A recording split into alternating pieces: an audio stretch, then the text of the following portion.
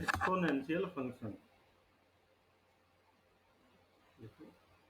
Expo आज का हमारा टॉपिक है एक्सपोनेंशियल फंक्शन। एक्सपोनेंशियल फंक्शन होता क्या है? देखो, अगर हम बात करें आर में, इन आर हमने आर में तो एक्सपोनेंशियल फंक्शन पढ़ रखा। ई की पावर एक्स एफ क्या होता है? ई की पावर एक्स एफ कहाँ से कहाँ मैपिंग होती है? एफ मैपिंग होती है आर से। कहाँ? आर से मैपिंग होती है 0 टू इनफाइनाइट।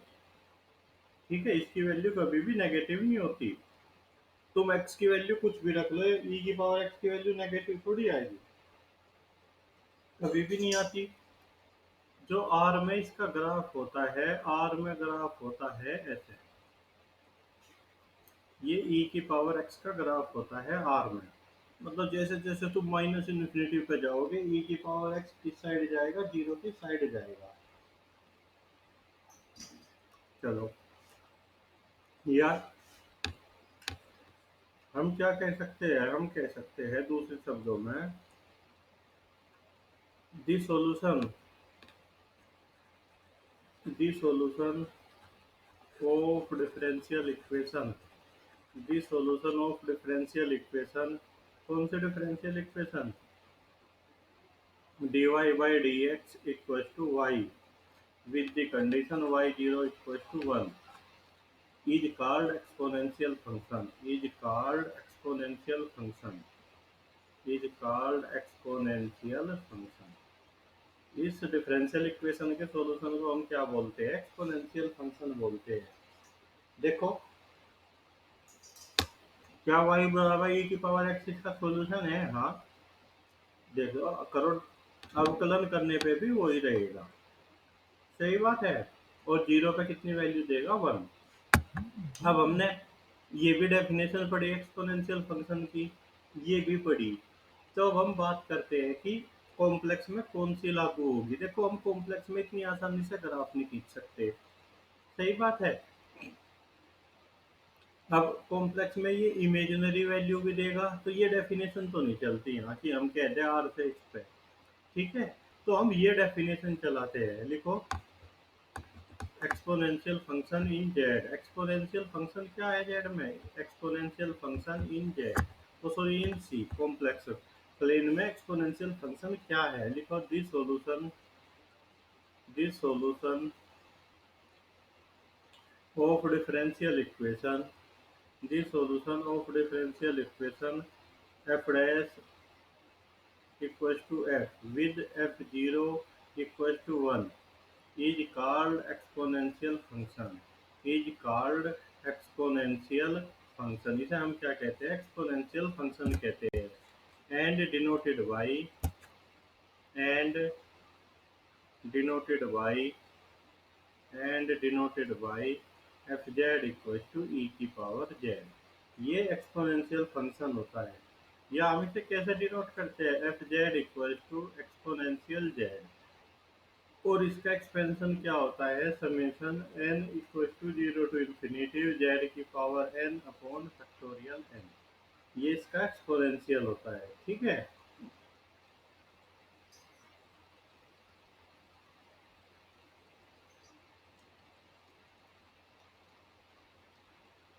चलो इसकी कुछ बेसिक प्रॉपर्टीज होती है, जो प्रॉपर्टीज की बात कर लेते हैं। इसकी प्रॉपर्टी नंबर 1 प्रॉपर्टी होती है e की पावर 0 इक्वल टू 1।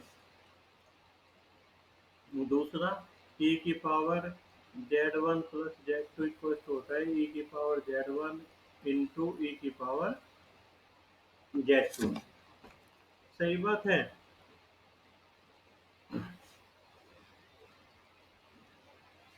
अब आयलर फॉर्मूला से क्या? फ्रॉम आयलर फॉर्मूला लिखो, from Euler formula from Euler formula from Euler formula Euler formula से हम क्या जानते हैं? वो जानते हैं कि e की पावर आई वाई किसके बराबर होता है? cos y plus I sine Y. ठीक है, सब समझ रहे हैं इस बात को बहुत अच्छे से। अब नंबर 4, e की पावर z को हम कैसे लिख सकते हैं? हम लिख सकते हैं ई की पावर एक्स प्लस आई वाई। सही बात है। अभी तुमने प्रॉपर्टी लिखी थी, इसे तुम कैसे लिख सकते हो? इसे लिख सकते हो ई की पावर एक्स इंटू ई की पावर आई वाई। सही बात है। तो अब मैं बात करूं,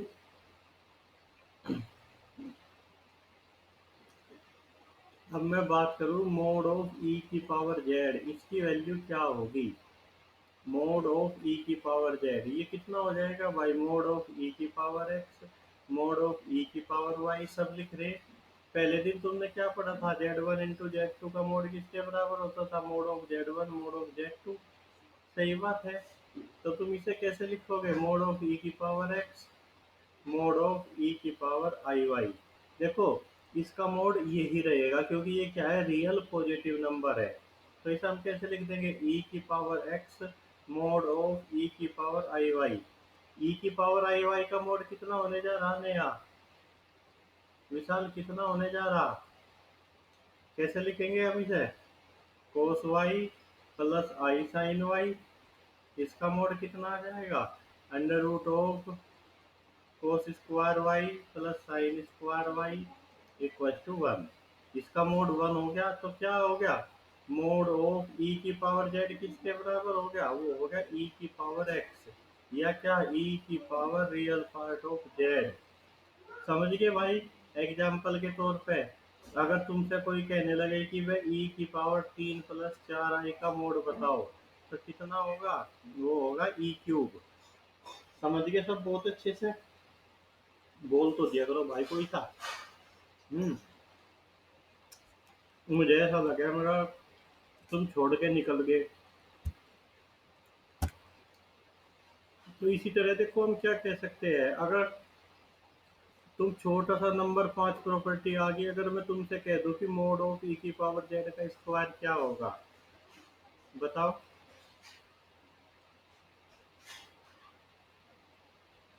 चलो तुम्हें कोई कह रहा कि प्रूव दैट, प्रूव दैट। देखो, प्रूव करना अपने आप में बहुत इंटरेस्टिंग होता है गणित में। टू इंटू रियल पार्ट, जब तक हम प्रूव नहीं करते हम गणित को सीखते नहीं। ये प्रूव करना। तो ये कैसे प्रूव कर पाओगे? देखो, हम इसे क्या लिख सकते हैं? हम लिख सकते हैं इसे ई की पावर जेड और ई की पावर, सॉरी, ई की पावर जेड और ई की पावर जेड का बार। क्योंकि हम मोड जेड स्क्वायर को क्या लिखते हैं? जेड इंटू जेड बार। बिल्कुल सही बात है। ऐसे लिख दिया। अब एक प्रॉपर्टी होती है, मैं शायद अभी लिखवाई नहीं। एक प्रॉपर्टी होती है, उससे हम क्या कह सकते हैं? कि कह सकते हैं ई की पावर जेड इंटू ई की पावर जेड बार। इसे हम ऐसे लिख सकते हैं। ठीक है। यू बार पूरे पे ना होकर जेड पे चला जाएगा। अभी लिखवा दूंगा मैं वो कौन सी प्रॉपर्टी कहती है। मतलब वो तुम्हारे बहुत काम आएगी। तो क्या इससे क्या हो जाएगा? ई की पावर जेड प्लस जेड बार। और इसे हम क्या लिख देंगे? जेड प्लस जेड बार क्या होता है? Two into real part of Z. कर दिया हमने प्रूफ। देखो, हम जो ट्रिग्नोमेट्रिक फंक्शन है, complex trigonometric function, cos Z को हम कैसे लिख सकते हैं? हम ई की पावर के टर्म में ई की पावर आई जेड प्लस ई की power minus I Z upon two. Sine Z को हम कैसे लिख सकते हैं? साइन जेड को कैसे लिख सकते हैं? हम साइन जेड को लिख सकते हैं कैसे? साइन जेड को लिख सकते हैं ई की पावर आई जेड माइनस ई की power I Z upon two i. अरे लिखना बहुत आसान है भाई। ई की पावर आई जेड किसके बराबर होता है? cos Z plus I sign Z. ठीक है, कुछ भी नहीं। चलो, अब आगे बढ़ते हैं हम। ये तो मैं इसके बारे में सब कुछ पता चलेगा ट्रिग्नोमेट्रिक फंक्शन के बारे में, या किसी के मन में कुछ डाउट रह गया? चलो, अब मैं वे इसमें, मतलब ये छोटा सा टॉपिक है, इंटरेस्टिंग है। वे टॉपिक ले लेता हूँ जो अक्सर नेट में या किसी कंपटीशन में पूछे गए। ठीक है, तुम अगर नेट के पेपर सोल्व करोगे तो जो मैं तुम्हें अभी अगले 5 मिनट बताने जा रहा हूँ उसमें से कई क्वेश्चन एज इट इज मिलेंगे। ठीक है। अब मैं, चूंकि मेरे पास क्वेश्चन नहीं है, नेट का पेपर खुला हुआ नहीं है, विकल्प नहीं है, तो मैं तुमसे प्रूव करवा रहा हूँ। प्रूव करते हैं भाई। वो कह रहा प्रूव दैट ई की power Z greater than zero. क्या प्रूव करवा रहा कि ई की पावर जेड की वैल्यू पॉजिटिव होगी कब? when y is even multiple of 5, when y is even multiple of pi। क्या है y? इवन मल्टीपल है पाई का। समझ रहे नहीं? जैसे y इक्वल टू हम क्या ले ले, 2 पाई ले ले, 4 पाई ले ले, ऐसे। तो e की पावर z की वैल्यू हमें बतानी है। तो e की पावर z किसके बराबर हो जाएगा? e की पावर x इंटू ई की पावर आई वाई। इसे हम कैसे लिख देंगे? e की पावर x क्या लिख देंगे? cos y plus I sign y। सही बात है। अब हम क्या लिख देंगे y की जगह? देखो, हम तुम y की जगह 2 रखो, 4 पाई रखो, 2 पाई रखो। कोस 2 पाई की वैल्यू कितनी होती है, या 4 पाई की? 1। और साइन की 0। तो ये कितना हो गया? ई की पावर एक्स इंटू 1 बराबर आ गया ई की पावर एक्स, जो सदैव क्या है? पॉजिटिव है। आगे प्रूव करना। चलो, फिर वो कह रहा कि प्रूव दैट ई की power Z less than zero when y is odd multiple of pi, y is odd multiple of pi, y is odd multiple of pi। मतलब y बराबर क्या है? पाई, 3 पाई, 5 पाई, ऐसे। तो तुम इसे कैसे करोगे? ई की सेम वही तरीका। क्या ई की पावर जेड कितना हो जाएगा? cos y plus I sine Y. Y की जगह तुम क्या रख दो? पाई रख दो। तो cos पाई की वैल्यू -1 और साइन की 0। सही बात है। ई की पावर एक्स इंटू -1 क्या आ गया? माइनस ऑफ ई की पावर एक्स, जो क्या है? 0 से छोटा है। ये तो बड़ा इंटरेस्टिंग है। तो मैं अब इसके 4 पार्ट तुम्हारे लिए छोड़ दूं। ठीक है भाई, ये तुम करोगे। ये सब नेट में पूछे गए। लिखो ई की प्रूव दैट ई की power Z is purely imaginary. Is purely imaginary, ये क्या होता है? प्योरली इमेजिनरी होता है when y is odd multiple of pi by 2, y is odd multiple of pi by 2। मतलब y किसके बराबर है? y बराबर है pi/2, 3 पाई/2। बस उसी फॉर्म में रखना। नंबर 4 लिखो जो तुम्हें प्रूव करना। वो कह रहा कि मोड ऑफ ई की power I Z less than 1 होगा कब? जब y पॉजिटिव होगा। ठीक है। नंबर 5 जो तुम्हें प्रूव करना, ई की पावर आई जेड करने भाई, ये कभी ऐसे छोड़ के बैठ जाओ। ग्रेटर देन 1 होगा जब वाई क्या होगा? नेगेटिव होगा। ये दोनों नेट में भी पूछे जा लिए। सही बात है। चलो, इन्हें तुम कर लेना। ये मैं 3 पार्ट तुम्हारे लिए छोड़ दिए। अब हम आगे बढ़ते हैं। इसमें किसी को दिक्कत भाई? इंटरेस्ट इंटरेस्ट आया? चलो, अब हम पढ़ते हैं लॉगरिथमिक फंक्शन। ये मतलब पूरे कॉम्प्लेक्स में यूज होगा। ये क्या है? Logarithmic function.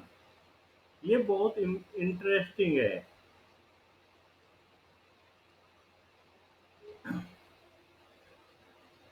देखो, लॉगरिथमिक फंक्शन होता क्या है? लिखो, logarithmic function, logarithmic function is inverse of exponential function. ये क्या होता है? एक्सपोनेंशियल फंक्शन का इनवर्स होता है of exponential function in are. ये क्या होता है? एक्सपोनेंशियल फंक्शन का इनवर्स होता है। ठीक है। इसकी कुछ प्रॉपर्टी होती है, आर में बता रहा मैं। क्या ई की पावर एक्स सदैव पॉजिटिव होता है? ई की power x tends to infinitive as x tends to infinitive. ठीक है। D by D x of e की पावर एक्स इक्वल टू होता है कितना? ई की पावर एक्स।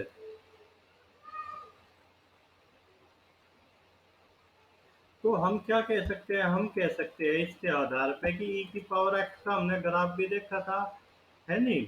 तो इससे हम क्या कह सकते हैं, ई की power x is a strictly increasing, is a strictly increasing, e की power x is a strictly increasing differentiable function. क्या है ये, difference strictly increasing differential function है, कहा from R to R plus. मतलब यू किसी भी रियल नंबर की इमेज क्या देता है, पॉजिटिव रियल नंबर देता है। ठीक है। तो एक तरह से जो हमारा एक्सपोनेंशियल फंक्शन है वो का है नेहा, वो नेहा कह रही कि वो आर प्लस से आर प्लस पे है। तुमने अभी कहा था कि logarithmic function, logarithmic function, logarithmic function क्या है, is inverse of exponential function. तुमने अभी ऐसा ही तो कहा था। सही बात है, is inverse of exponential function. तो फिर इसका, इसलिए ये तीन बिंदु तो समझते होगे नहीं तुम। इसलिए जो हमारा लोगरिथमिक फंक्शन है ln, वो क्या हो जाएगा, या लोग वो r प्लस से r पे हो जाएगा। उल्टा है, सही तो होगा। जब ये तो है r से r प्लस पे, तो ये क्या हो गया, ये r प्लस से फिर r पे हो गया। सही बात है। चलो देखो, फिर ये तो हो गया ऐसे।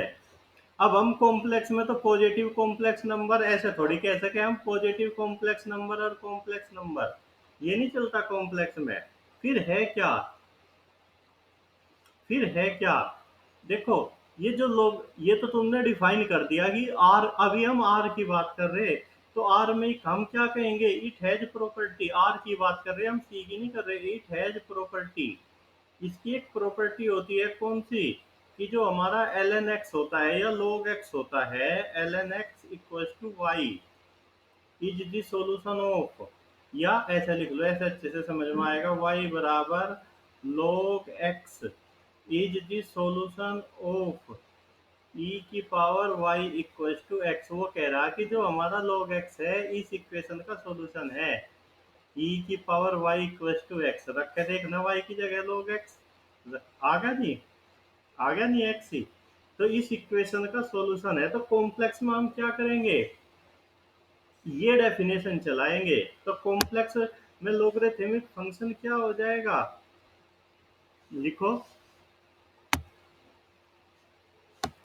लिखो। अब डेफिनेशन लिखते हैं, तो हमने रियल में समझा, रियल में ये कैसे करता है। लिखो, एक complex number W, a complex number W, a complex number W is called logarithmic, is called logarithmic, is called logarithmic of a complex number z, logarithmic of a complex number z in C, denoted by, denoted by w बराबर log z। हम किसी भी complex number को z का logarithmic कब कहते हैं, उसे डिनोट करते हैं w बराबर log z इफ ई की power w equal to Z, है नी। वही डेफिनेशन ले ली, हम कहेंगे कि w बराबर log z इस इक्वेशन का सॉल्यूशन है। ठीक है। और e की पावर w कभी भी जीरो नहीं होता, नेवर इक्वल टू जीरो। इसका मतलब क्या है, हम क्या कह सकते हैं, हम कह सकते हैं कि e की power w equal to zero has no solution in C, इसका कोई सॉल्यूशन नहीं होता, has no solution in C. ठीक है, ठीक है, मतलब, और ये भी e की power w equal to infinity has no solution in C. मतलब लोगरिथमिक की वैल्यू कभी भी जीरो नहीं होगी, कभी भी इन्फिनिटी भी नहीं होगी। देखो, जैसे तुम इन आर में क्या कह देते हो, इम्पोर्टेंट है ये, 100 जगह यूज होगा। तुम आर में कह देते हो ई की पावर इन्फिनिटी बराबर इन्फिनिटिव, लोग इन्फिनिटिव बराबर क्या है, इन्फिनिटिव। ठीक है। पर सी में क्या होता है, इन सी ई की पावर इन्फिनेटिव, लॉग इन्फिनेटिव, ठीक है, साइन इन्फिनेटिव, कोस इन्फिनेटिव, ये सब क्या होते हैं, डज नॉट एग्जिस्ट। इनकी वैल्यू एग्जिस्ट नहीं करती, तुम कुछ नहीं कह सकते। सही बात है।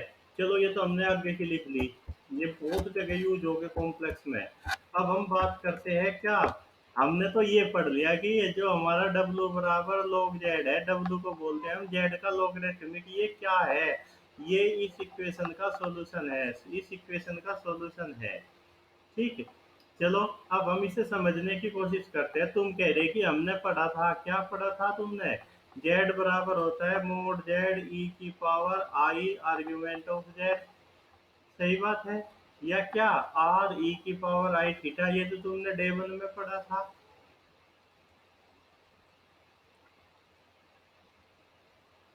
कोई दिक्कत तो नहीं है इसमें। चलो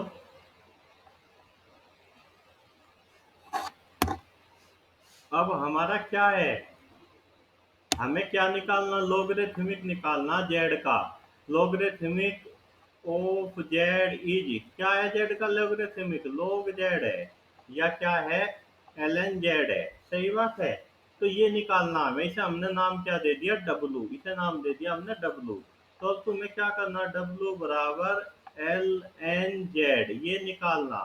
तो जेड की वैल्यू लिखना, जेड की वैल्यू कितनी है, ln जेड ई की power I argument of Z. सही बात है। यही तो है मोड जेड, यही तो है। तो ये क्या हो जाएगा, एक लॉग की प्रॉपर्टी होती है, लॉग की प्रॉपर्टी क्या होती है, लॉग z1 z2 किसके बराबर होता है, log z1 plus log z2। तो उससे ये कितना आ जाएगा, उससे आ जाएगा ये क्या, ln मोड z प्लस कितना, ln ln ई की power I into argument of Z. ऐसा हम कैसे लिख देंगे, ln मोड जेड प्लस कितना, ln से ई खत्म हो जाएगा, आई इंटू आर्ग्यूमेंट ऑफ जेड। तो ये क्या आ गया, ये आ गया एक तरह से log जेड। ठीक है। देखो अब इसे हम क्या लिखते हैं, हम लिखते हैं log जेड बराबर क्या, ये ln मतलब रियल है, या तो ऐसा कह लो log मोड जेड प्लस आई इंटू आर्ग्यूमेंट जेड। सही बात है। अब तुम यहाँ कैपिटल एल बनाओगे, log जेड कब, log Z plus I into argument of Z. ठीक, अगर तुम यहाँ क्या लोगे, प्रिंसिपल वैल्यू लोगे, तो यहाँ भी एल कैपिटल बनाओगे। इसे हम क्या बोलते हैं, प्रिंसिपल वैल्यू ऑफ, ये बहुत जगह यूज होगा, principal value of log z. आ गया समझ में सबके, सबके समझ में आ गया भाई, लोगरिथमिक निकालना। बताओ किसी को कोई दिक्कत तो नहीं लोगरिथमिक निकालने में। देखो अब मैं इसमें तुम्हें काम दे के छोड़ रहा, एक क्वेश्चन में करके तुम्हें दिखा दूं। जैसे तुम कह रहे कि वे इसकी वैल्यू बताओ, इसकी वैल्यू बताओ, एक एग्जांपल ले लिया मैं तुम्हें, log 1 प्लस आई और log 1 प्लस आई, इसकी वैल्यू बताओ। ठीक है, तो यहाँ हमारा z किसके बराबर है, 1 प्लस आई, आर्ग्यूमेंट z किसके बराबर है, बताओ, आर्ग्यूमेंट z किसके बराबर है, पाई बाई 4 के, यही तो है।